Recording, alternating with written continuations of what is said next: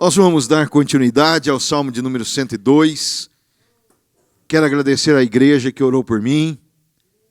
Muito obrigado pelas orações. Estavam com os irmãos pela internet no domingo e pude ouvir as orações que foram feitas.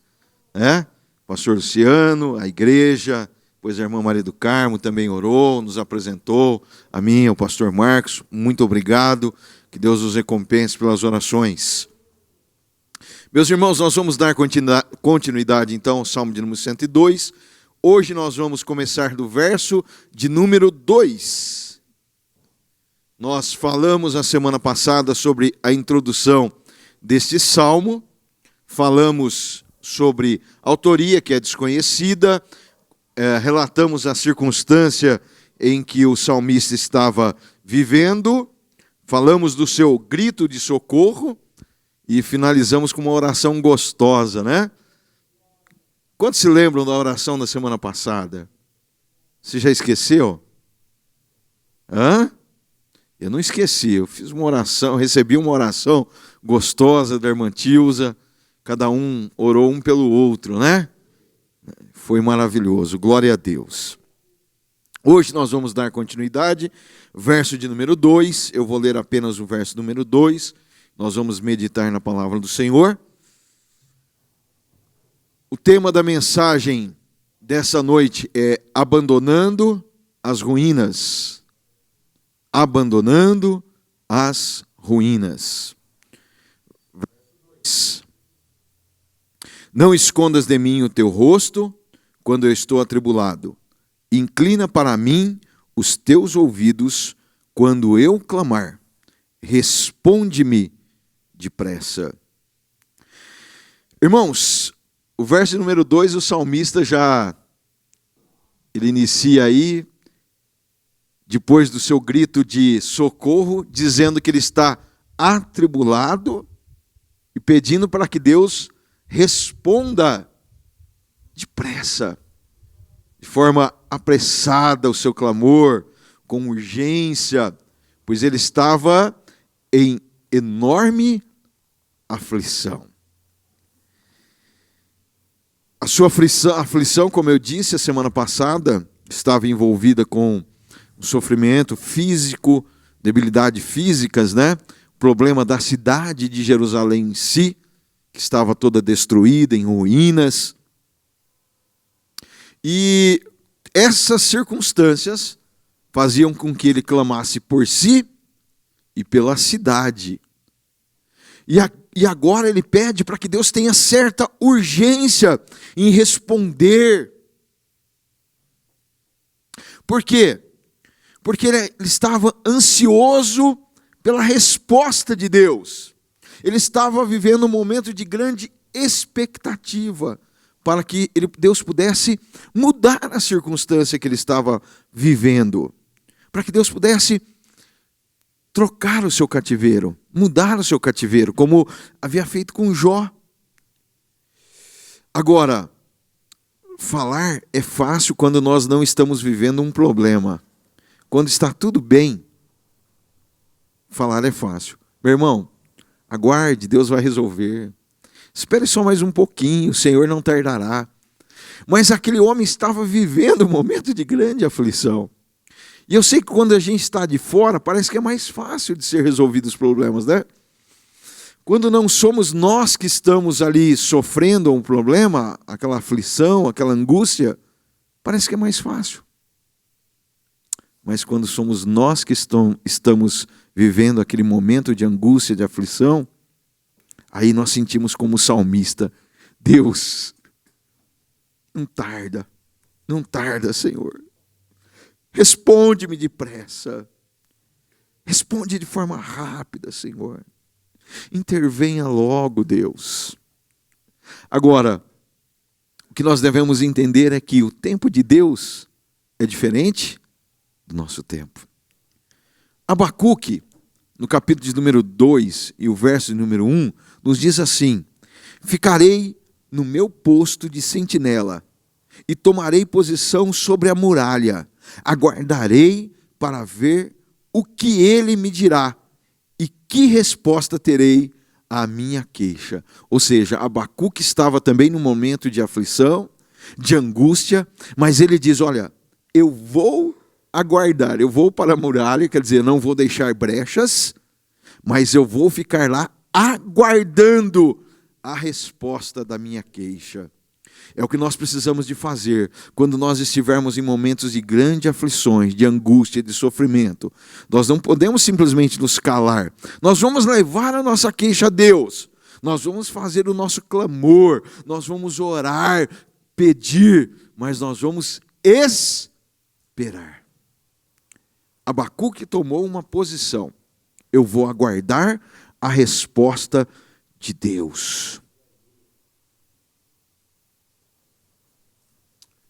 Irmãos, aguardar a resposta de Deus não é tentar buscar uma solução plausível aos nossos olhos. Aguardar em Deus é esperar que Ele vai trazer a resposta mesmo.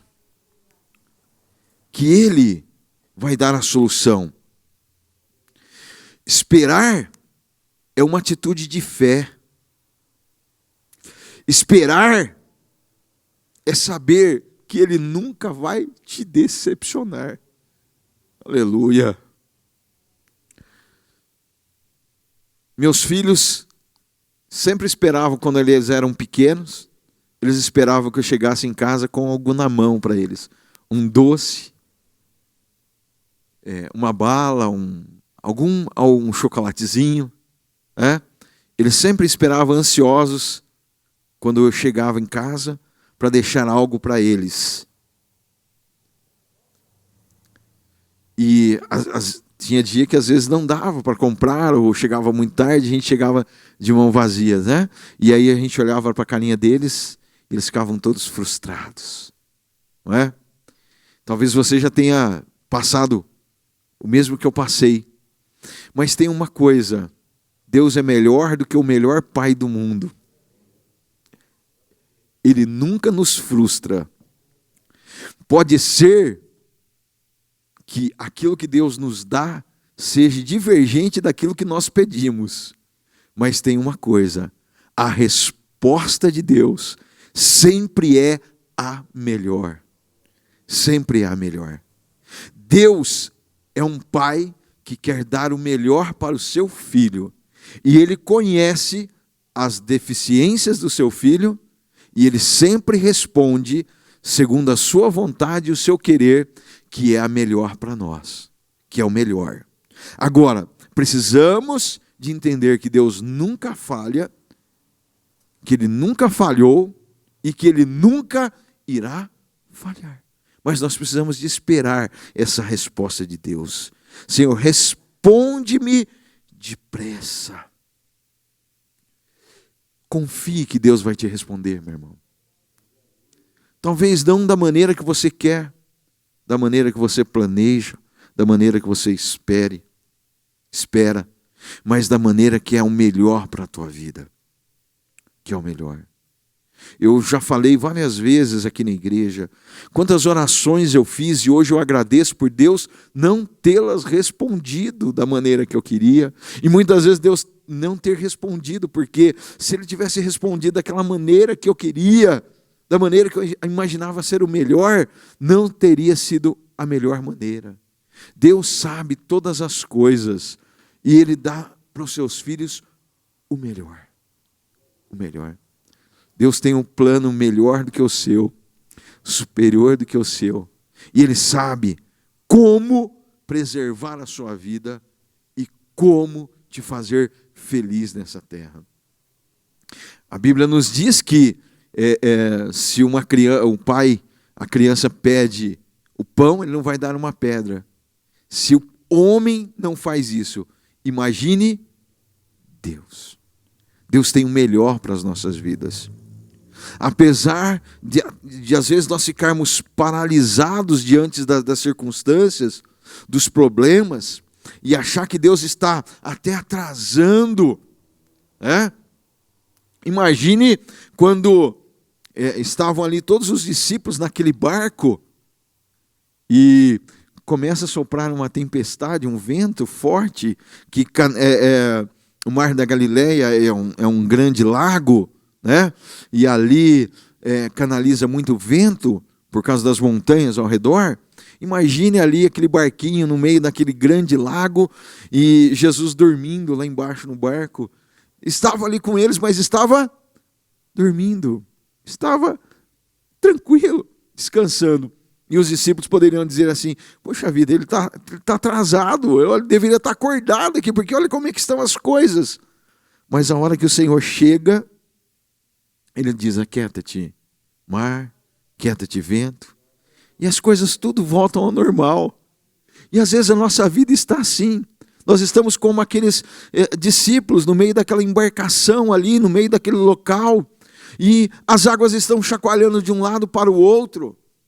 Vocês já viram a máquina de lavar quando ela está batendo na sua velocidade máxima? A água bate de um lado para o outro. Às vezes você está nesse turbilhão de água, chacoalhando de um lado para o outro, e está dizendo: Senhor, o Senhor ainda continua dormindo, Deus, me socorre depressa, porque eu estou afundando. Talvez você já tenha recebido uma carta dizendo que seu nome vai para o SPC. Talvez as coisas tenham dado tudo errado. Exames médicos dizendo que está tudo errado na tua vida. O seu nível de colesterol tão alto, né? O triglicérides elevado, uma doença crônica. E tudo está dando errado. Você fala assim: peraí, Senhor, tenho orado, eu tenho clamado, e o Senhor não me responde. As respostas que eu tenho são tão negativas. Mas o Senhor está dizendo para você nessa noite: calma, porque eu estou no controle de todas as coisas.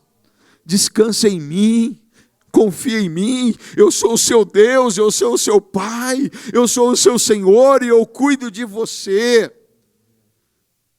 Espere em Deus. Confie no Senhor, porque as respostas podem não ser aquelas que você esperava, mas Deus tem algo melhor ainda para a tua vida. O melhor de Deus ainda está por vir. Precisamos de fazer como Abacuque: ficarei no meu posto de sentinela. Espera aí, olha, eu não vou abandonar o Senhor, eu não vou abandonar a minha posição. Foi aqui que Deus mandou ficar, é aqui que eu vou ficar. A minha posição é sobre a muralha, vou continuar sobre a muralha. Aguardarei para ver o que ele me dirá e que resposta terei da minha queixa. Não importa o que o médico disse, não importa o que a carta te diz, não importa o que as pessoas te disseram, mas importa a resposta de Deus. Vou ficar de sentinela, aguardando o que Deus vai responder. Deus tem sempre uma resposta. Pode ser uma resposta diferente, como eu disse. Pode não ser no seu tempo, mas no tempo dele, a resposta virá, aleluia. Versos de número 3, 4 e 5. Esvai-se os meus dias como a fumaça, os meus ossos queimam como brasas vivas. Como a relva ressequida está o meu coração. Esqueço até de comer, de tanto gemer, estou reduzido a pele e ossos. Agora o salmista começa a descrever a sua situação crítica, né? Suas enfermidades, sua condição física, as dores que ele estava sentindo, e fica bem claro, fica nítido para nós que realmente ele estava com uma doença grave, gravíssima. E ele corria risco de vida. Olha, ele utiliza ali uma linguagem figurada e descreve a sua doença. Ele diz que os seus dias passam como fumaça. As dores dos seus ossos, olha como eram grandes, porque os seus ossos queimavam. Ou seja, ele estava vivendo um momento com muita febre, que os seus ossos até queimavam. Uma pessoa que está com febre é que ela está com uma infecção no organismo, no corpo. Imagine ele dizer que os seus ossos queimavam. Olha o estado débil que ele estava vivendo. E ele continua dizendo que, como a relva ressequida estava o seu coração. Aí eu fui entender que ele poderia estar sentindo naquele momento. Coração enrijecido, segundo a medicina, pode ser que o coração esteja com amiloidose cardíaca, ou seja, o coração é um nervo, e o seu coração estava enrijecido, não estava batendo. Isso é uma doença que pode ser causada por vários fatores. Alguma outra doença levando o coração a enrijecer. Por quê? Por causa de inúmeras circunstâncias que levavam ao tecido cardíaco a ficar duro. E ele disse que o seu coração estava ressequido como a relva. Sabe aquela relva, aquele mato que você vê ali seco no meio da rua, quando não chove, nos quintais, né? Quando a pessoa não carpe? Ele estava dizendo que o seu coração estava daquele jeito. E quando o coração está desse jeito, a pessoa não consegue andar, ela sente fraqueza. Ela não tem mobilidade. Ou seja, ela fica ou sentada ou deitada numa cama. Era esse o estado que ele estava vivendo. Era esse o estado. E aí, por fim, ele diz assim, eu não sinto nem vontade de comer. Em casa eles dizem sempre assim, o dia que eu não como, né, que eu tô mal alguma coisa, e realmente a minha mulher fala, não, mas eu fiz tal coisa para você e tal, e eu falo, não quero comer. Eles dizem, realmente o papai está doente, né, que não está querendo nem comer. E o que acontece é isso, quando a pessoa está enferma, ela perde até mesmo a fome. E esse homem estava com febre, sem forças para se mover, estava paralisado, porque o coração dele não tinha forças para bombear, e agora ele disse que não tinha fome. Aquilo que é o contrário, né? Quando você está enfermo, você precisa de se alimentar bem, para ter energia, para que seu organismo reaja contra aquelas doenças, mas acontece ao contrário, você perde até a fome. Por isso que às vezes quando a pessoa está enferma, é preciso de aplicar ali um soro e manter o soro na sua veia, para que ela possa receber o alimento via ventosa, né? Venosa, perdão. É isso, via venosa, não ventosa. Ventosa é de agarrar, né?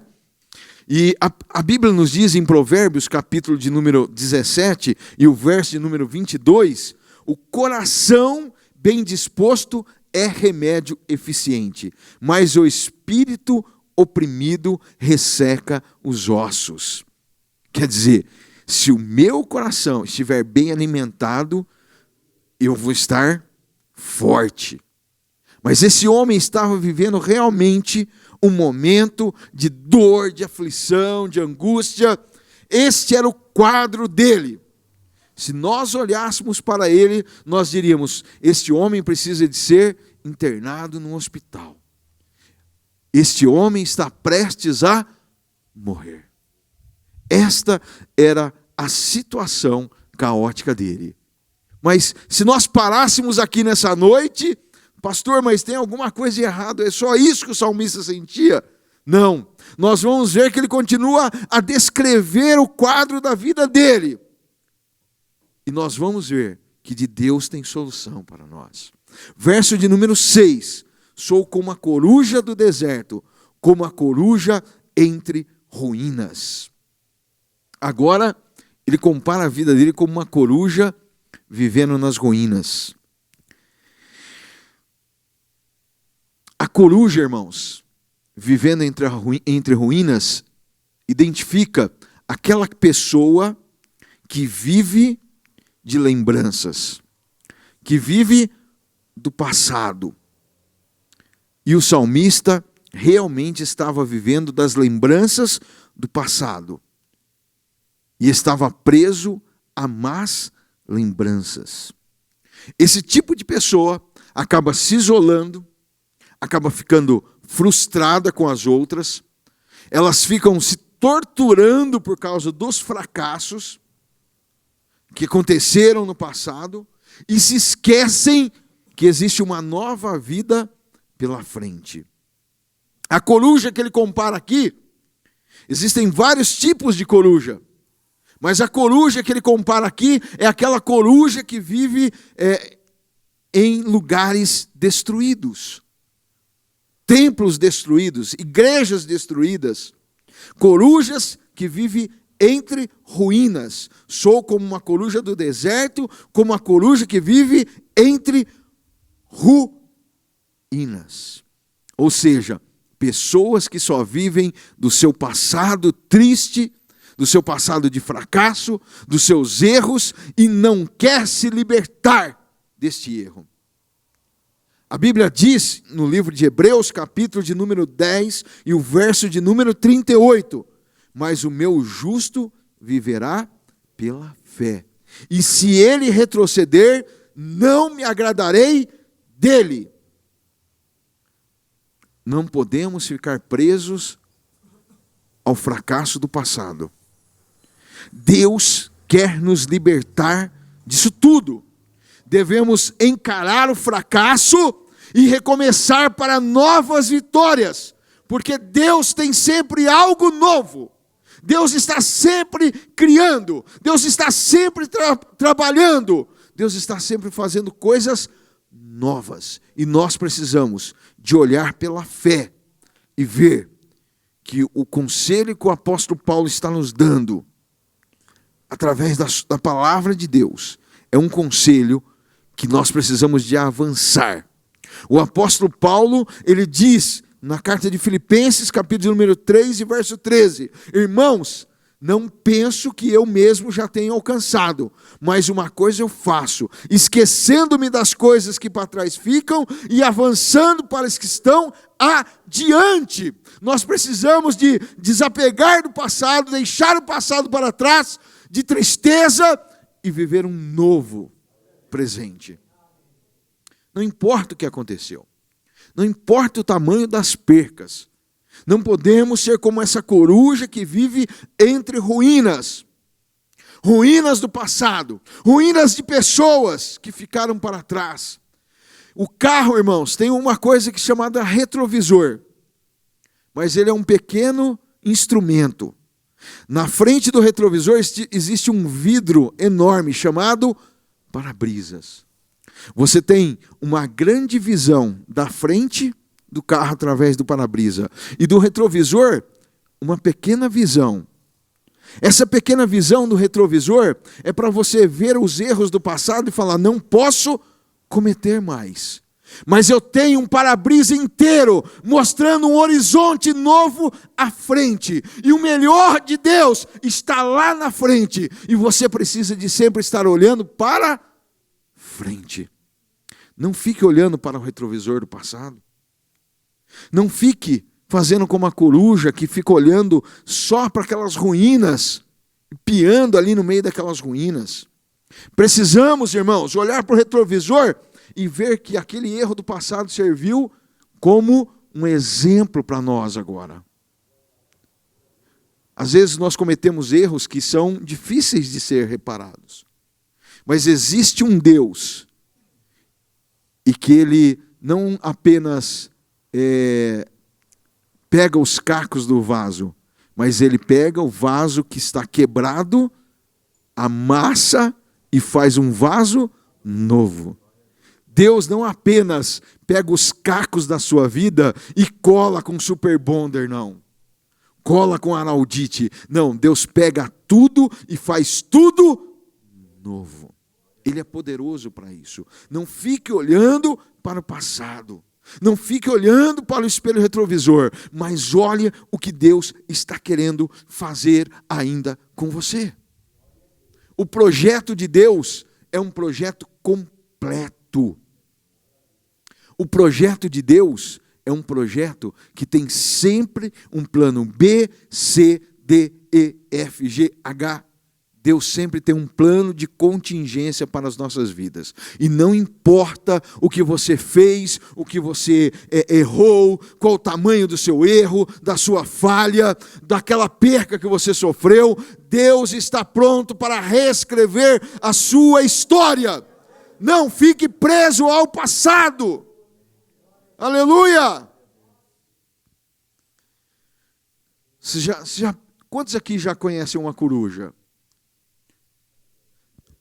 Qual o órgão da coruja que chama atenção quando você olha para ela? Todo mundo acertou. Poxa, parabéns. Ela tem olhos grandes, mas não enxerga à frente. Ela tem um olho que realmente é bom, mas ela só consegue, irmãos, olhar para aquelas ruínas, porque ali é a sua habitação. Não estou dizendo que a coruja tem um olho ruim, não, viu, irmãos? Ela tem um olho bom, muito bom, apuradíssimo. Mas as pessoas que têm essa síndrome da coruja, que vivem em ruínas, ela só consegue enxergar aquele local. Ela não consegue vislumbrar um local novo. Ela só olha para aquele local e não consegue andar para frente. Ah, foi aqui que eu perdi isso, foi aqui que me aconteceu isso, foi aqui que aquela pessoa me traiu, foi aqui que aquela pessoa fez aquilo. Olha, ela fica presa ao passado, não consegue se libertar. Apesar de ter uma visão apuradíssima, apesar dela conseguir enxergar algo diferente, ela não consegue se desapegar daquele local. Ela está presa àquele momento, àquela circunstância que ela viveu. Mas Deus está dizendo para nós nessa noite: é preciso avançar, é preciso continuar, sair das ruínas ou reconstruir essas ruínas. Glória a Deus! Jesus disse na sua palavra em Mateus 26, verso de número 38 e 39. Disse-lhes então: a minha alma está profundamente triste, uma tristeza mortal. Fiquem aqui e vigiem comigo. Indo um pouco mais adiante, prostrou-se com o rosto em terra e orou: meu pai, se possível, afasta de mim esse cálice. Contudo, não seja como eu quero, mas sim como tu queres. Jesus indo um pouco mais adiante. Sempre mais, irmãos. Sempre mais. Não é para nós ficarmos no meio das ruínas, pegando os cacos das ruínas, se coçando ali nas ruínas. Essa coruja, irmãos, está acostumada a ficar só nas ruínas, torres destruídas, casas destruídas, habitações destruídas, mas Deus quer fazer algo novo. Deus quer que você viva em ambientes novos. Vocês se lembram da história de Neemias? Esta igreja aqui estudou bastante sobre o livro de Neemias.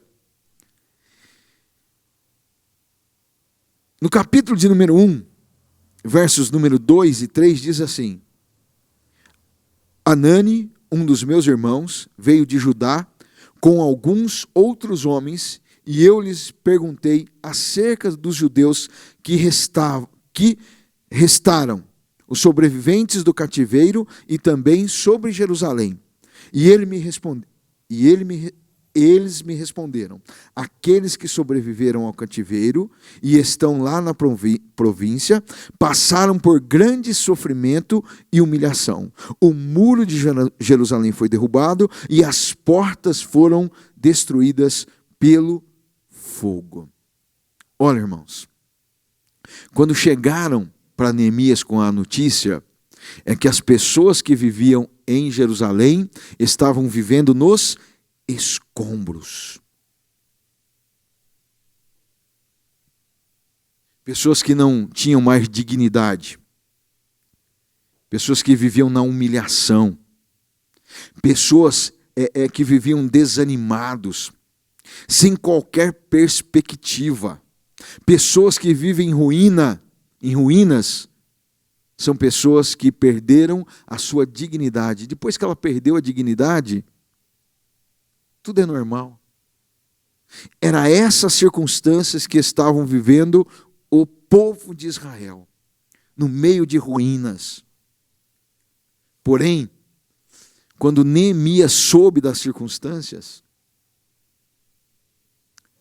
ele foi, orou ao Senhor, falou com o rei e se dirigiu para a cidade de Jerusalém. Ele se dirigiu para lá com um foco: reconstruir os muros e a cidade, trazer dignidade ao povo novamente. Aquele povo que havia perdido a dignidade, que havia perdido tudo, agora aquele homem se dirige para aquela cidade para refazer. Fazia 90 anos, pastor, que aquelas pessoas haviam ido para lá. Os primeiros retornaram 90 anos. Em 90 anos, eles não conseguiram reconstruir a cidade. Eles sofriam ali no meio daquelas ruínas. Se acostumaram com aquelas ruínas. E o grande problema é esse: às vezes nós nos acostumamos com as circunstâncias, enquanto Deus está querendo dar algo maior, melhor para nós, nós nos apegamos ao passado. Em vez de esquecer do passado, nós continuamos relembrando todos os dias do nosso passado triste. E se nós fôssemos falar em passado triste, eu garanto que cada um de nós teríamos uma história.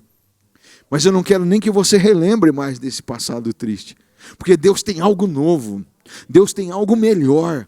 Deixa o teu passado para trás, prossiga, deixa as ruínas lá do passado, esqueça daquelas ruínas, ou reconstrua em cima dela. Foi o que Neemias fez. Em 52 dias, eles reconstroem um muro de Israel. Irmãos, só um milagre. O que eles não fizeram em 90 anos foram feitos em 52 dias. Meu irmão, Deus está pronto para realizar um milagre na tua vida. Você não está aqui por acaso. Deus marcou essa noite para falar com você, para que você abandone as marcas do passado, deixe para trás e prossiga para o novo de Deus. Deus vai te dar estratégias, Deus vai te dar palavras, Deus vai te dar visão, você saberá o que fazer. Aleluia! As marcas que estavam latentes do passado na tua vida vão cair por terra em nome do Senhor. Glória a Deus. Aquilo que te enfraquecia, Deus está te fortalecendo nessa noite. Aquilo que fazia com que você perdesse a sua dignidade, Deus está dizendo: eu vim para que você tenha vida e a tenha com abundância. Em nome de Jesus Cristo, receba a paz de Deus. Aleluia! Receba a libertação do Senhor. Algo novo em nome de Jesus. Em nome do Senhor. Aleluia. O salmista estava ali vivendo também da mesma maneira.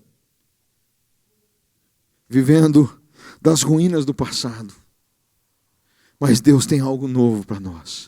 Assim como teve para o salmista, Deus tem algo novo para nós. As marcas do passado serão apenas marcas. Marcas. Porque o melhor de Deus ainda está por vir. E eu tenho certeza que você vai conseguir enxergar através, não mais do espelho retrovisor, mas você enxergará no para-brisa de Deus.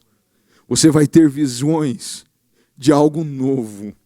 O Senhor vai te dar estratégias. Esses olhos grandes que as corujas têm, nós usaremos ele de forma coerente. O Senhor dará ideias brilhantes. O Senhor nos fará sonhar sonhos de Deus. Sonhos que nos façam caminhar para frente, sem se lembrar do passado. sem deixar que o passado nos aflija, sem deixar que o passado nos aprisione. Quantas pessoas aprisionadas pelo passado. Oh, meu Deus, tem misericórdia de nós.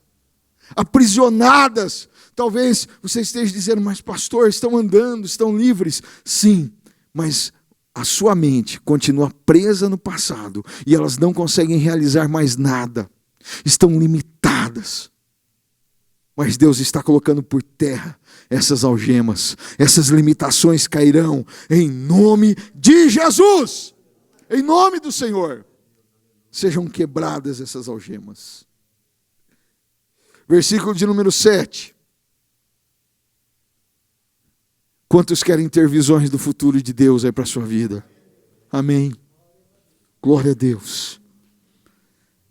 E ele continua dizendo, não consigo dormir. Tornei-me como um pássaro solitário no telhado. Aleluia. Irmãos, quando as coisas estão indo bem, nós deitamos, dormimos tranquilo, não é assim? Bom, eu vou dizer uma coisa para vocês, eu não perco o sono, né? Eu já disse para vocês. Eu tomo uma palavra de Deus para a minha vida, em paz me deitarei e dormirei, e vou, me deito e durmo. Glória a Deus. Mas quando as coisas estão bem, parece que nós deitamos na cama e dormimos 8, 9 horas, e acordamos e dizemos assim, nossa, já acordei, parece que acabei de me deitar. Não é assim? Nós temos uma certa percepção do tempo. Agora, quando nós estamos com uma dor de dente e nos deitamos, muda toda essa percepção. Minutos se tornam horas. De 5 em 5 minutos você olha para o relógio. E a noite não passa. A noite se torna uma eternidade. Porque você sabe que você vai conseguir ir ao dentista pela manhã. Mas aquela noite não passa. Esta é a percepção do tempo quando as coisas estão ruins. Agora imagina o salmista com todo esse quadro, como era o tempo para ele. O tempo não passava.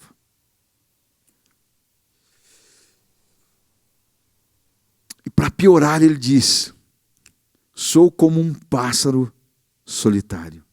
Ou seja, todo esse quadro caótico, ainda ele se sentia sozinho, solitário. Ele se sentia abandonado. Ele diz que ele era como aquele pássaro único em cima do telhado.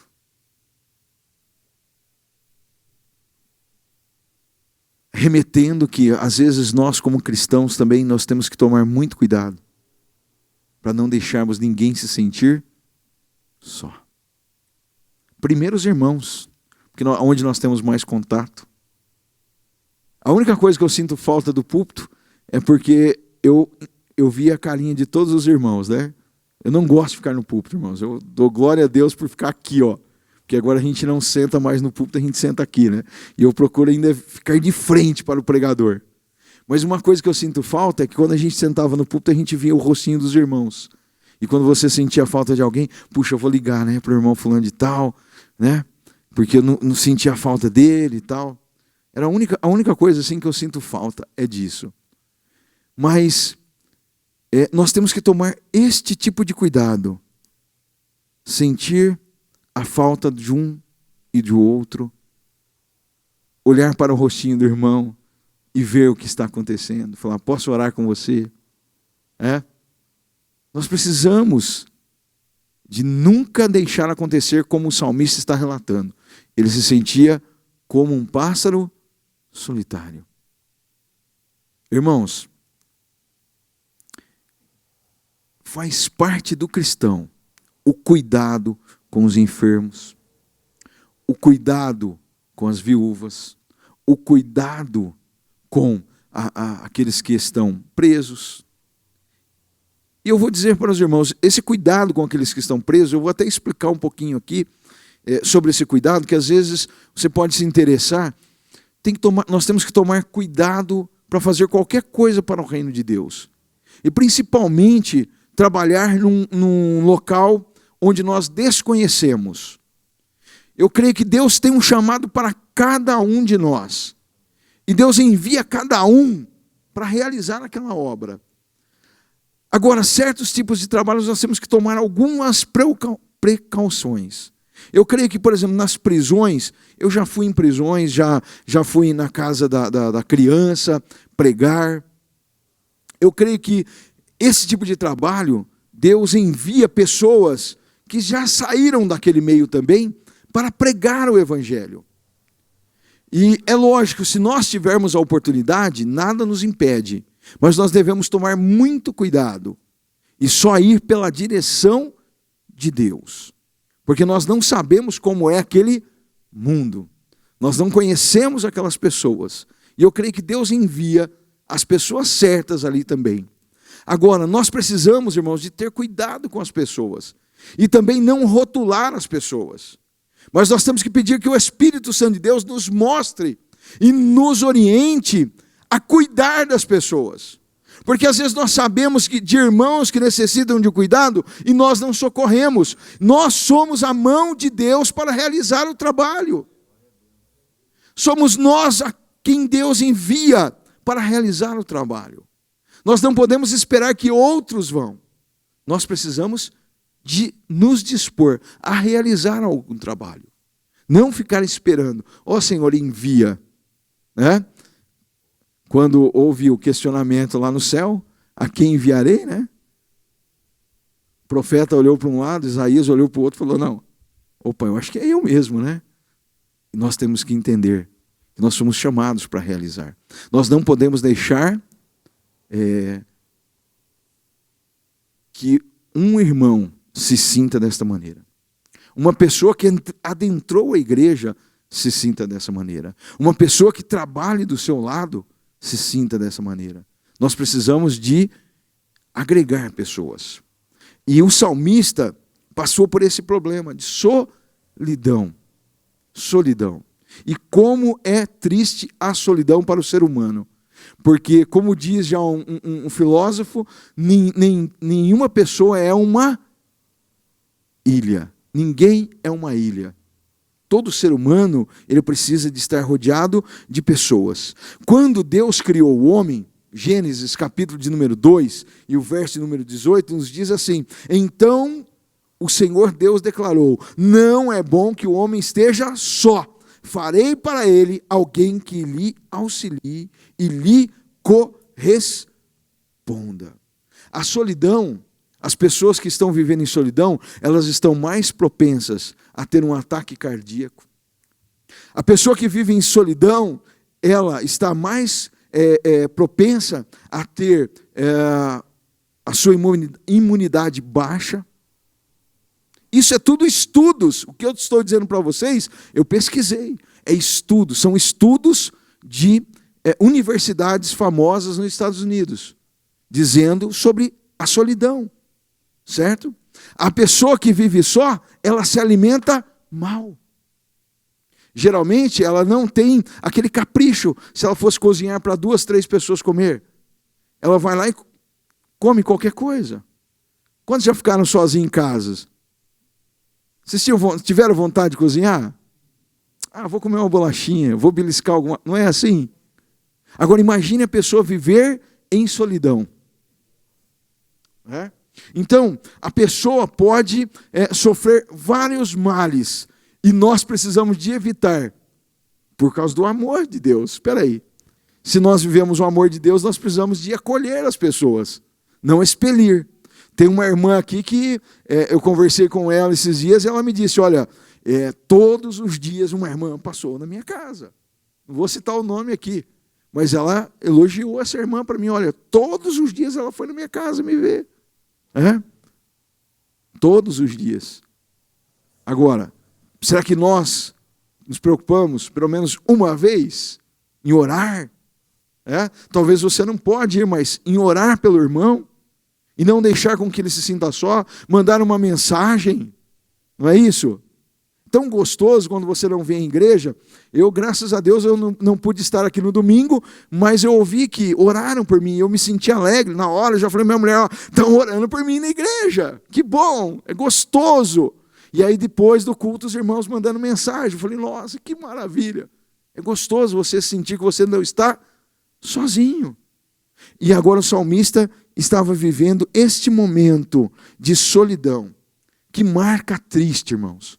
Que marca triste. Ele estava no meio do seu povo, de Israel, mas ele estava só. Que nós possamos, irmãos, ter calor humano. Que nós possamos abraçar, irmãos, as pessoas. Atrair as pessoas para nós.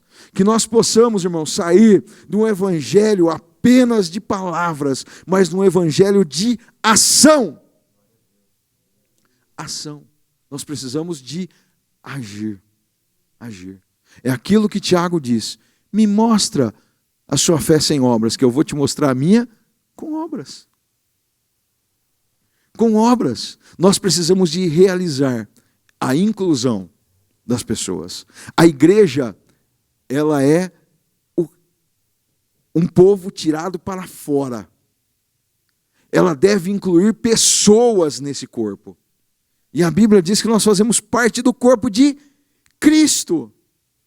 Nós precisamos de fazer com que as pessoas se sintam parte desse mesmo corpo. Desse mesmo corpo.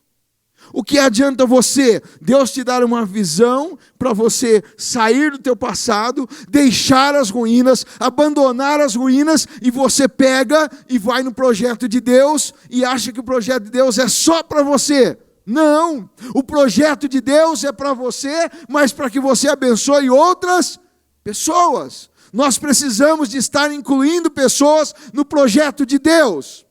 Ide por todo mundo e pregai o evangelho a toda criatura. Nós precisamos de ir pregar e atrair pessoas. Aonde Jesus passava, as pessoas eram atraídas. Nós temos que ser como um ímã. Você já brincou com ímã quando era criança? Eu brincava muito. Eu brincava muito com o ímã. O ímã, quando você coloca ele embaixo da mesa e coloca ali uns metais em cima, onde o ímã vai, os metais também vão. Apesar de ter uma chapa de madeira, né, separando, mas o ímã atrai. Eu também brincava muito com bolinha de mercúrio. Meu Deus, eu não sabia, né? Quebrava lá o termômetro em casa lá, ia lá, pegava o mercúrio e ficava apertando a bolinha de mercúrio. Aí o mercúrio se espalhava. Aí eu dava uns toquezinhos, daqui a pouco o mercúrio se unia novamente. Nós precisamos de atrair as pessoas. E nós precisamos de andar unidos. Deus está te tirando de ruínas. Deus está mudando a sua vida. Eu creio, irmãos, porque a palavra do Senhor tem vindo nessa noite desta maneira. Eu não vou dizer que o Senhor estará. Não, o Senhor já está fazendo. Já está realizando. Eu creio nisso. Mas também você terá que fazer o quê? Dentro desse trabalho, dentro desse projeto, dentro desse sonho, dentro dessa visão, incluir pessoas, para que as pessoas não se sintam só, para que as pessoas não tenham vontade de se suicidar, para que as pessoas não tenham, irmãos, esse sentimento de abandono. Deus está te trazendo aqui nessa noite, para renovar, mas também para que você atraia pessoas para Ele. Amém? Eu creio que novas coisas virão, novos tempos. E você será uma das pessoas que será muito abençoada por Deus. E você trará outras pessoas para conhecer quem é o seu Deus. Curva a sua cabeça, por gentileza. Pai, graças te damos pela tua palavra. Porque a tua palavra é viva, é eficaz, é poderosa, é penetrante. A tua palavra, Senhor, é poderosa. E eu creio, Senhor, que nesta noite ela já surtiu efeito em nós, ó Pai. Ela já produziu aquilo que era necessário para as nossas vidas, Senhor. E eu te agradeço, ó Pai. Quero te pedir, Espírito Santo de Deus, que esta palavra possa crescer em nós, Senhor, de uma forma poderosa e especial, ó Deus. Que nós possamos, ó Pai, abandonar as ruínas, reconstruir os muros, ó Pai, e vermos, Senhor, um novo horizonte, ó Pai. Aquilo que o Senhor preparou para o teu povo, ó Pai. Aquilo que o Senhor tem para a tua igreja, meu Deus. Eu creio, Senhor, que é maravilhoso. Eu creio, Senhor, que vidas aqui, ó Pai, galgarão posições que nunca imaginaram. Estarão em lugares, ó Pai, que nunca esperavam estar. Porque, ó Deus, o teu projeto é maravilhoso. O teu projeto é completo, ó Pai. E nesse momento, Senhor, nós te pedimos, Espírito Santo de Deus, quebre todas as algemas, todos os laços, Senhor, que tem prendido pessoas ao passado. Que, Senhor, volta e meia ela volta a remoer as coisas do passado. Aquilo que foi feito, aquilo que foi dito, ó Pai. Que possa, Senhor, ser quebrado, colocado por terra. E que, meu Deus, o teu horizonte, Senhor, surja no meio, Senhor, desta tempestade, no meio desta luta. Que o teu sol possa brilhar de forma intensa, Senhor. Que eles possam ver, ó Pai, vislumbrar um novo de Ti, ó Pai. Eu creio, Senhor, eu creio, meu Deus, que esse para-brisa, Senhor, está nítido, ó Pai. E que, Senhor, eles poderão ver novos caminhos, ó Pai. Um futuro diante da Tua presença, meu Pai. Um futuro, ó Pai, sem limites, ó Deus. Porque para Ti nada é impossível, Pai. Nada é impossível. E nós cremos, ó Deus. Nós confiamos, ó Pai. E sabemos que a Tua palavra, Senhor, se cumpre de maneira eficaz, ó Pai. Cuida, Senhor, dos corações.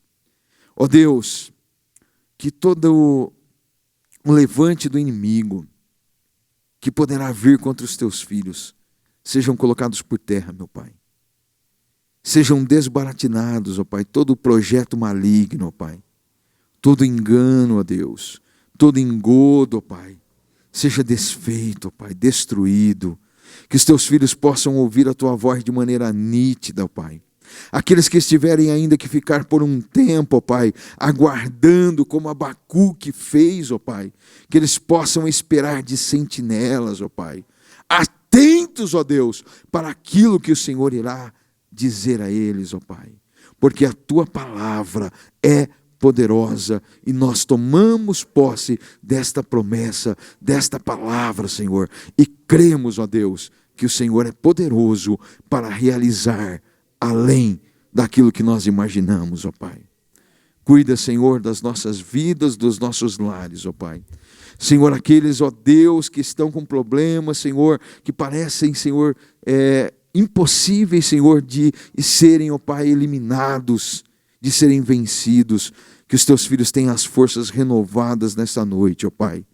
Que haja um renovo do alto, ó Pai. E que eles possam viver de maneira intensa contigo, ó Pai, através da fé, ó Pai. Que eles possam avançar e receber do alto as bênçãos, a direção, o poder, a unção, a autoridade, ó Pai.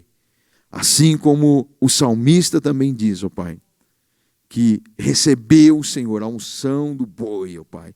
Que ele se for fortalecido em Ti, ó Pai. Que nós possamos ser fortalecidos e que nós possamos marchar na direção que o Senhor nos orienta, da maneira que o Senhor quer, e que, Senhor, as barreiras sejam colocadas por terra, não pela nossa força, mas pelo Teu poder. Em nome de Jesus oramos e por fé te agradecemos. Amém, Jesus. Glória a Deus. Vamos aplaudir ao Senhor. Glória a Deus. Oh, aleluia.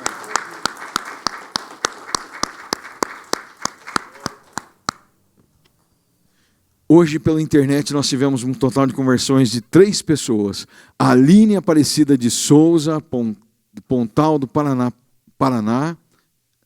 Caroline Barbosa da Costa, de 25 anos, de Três Rios, Rio de Janeiro. E a Dayana do Amaral Marcolino, de 34 anos, de Paracambi, Rio de Janeiro. Glória a Deus. Vamos aplaudir ao Senhor? Glória a Deus. Glória a Deus. Aleluia. Pai, graças te damos, ó Deus, pela vida dos teus filhos. Senhor, eles tomaram essa decisão tão maravilhosa, tão importante, ó Pai. E agora te pedimos, Espírito Santo de Deus, queira, Senhor, selá-los, ó Pai. Queira, Senhor, agora, Pai, tomá-los como propriedades tuas, Senhor. E que o mundo, Senhor, não os veja, mas que eles estejam guardados em Ti, ó Pai, protegidos em Ti, ó Pai. Que eles possam ser guardados em Ti e seguros até o dia glorioso da Tua vinda, meu Pai. Que eles possam também, ó Pai, ganhar almas para o Teu reino. Que eles possam ser cheios do Teu poder e da Tua autoridade. Que todos os pecados sejam perdoados em nome do Senhor Jesus. Amém.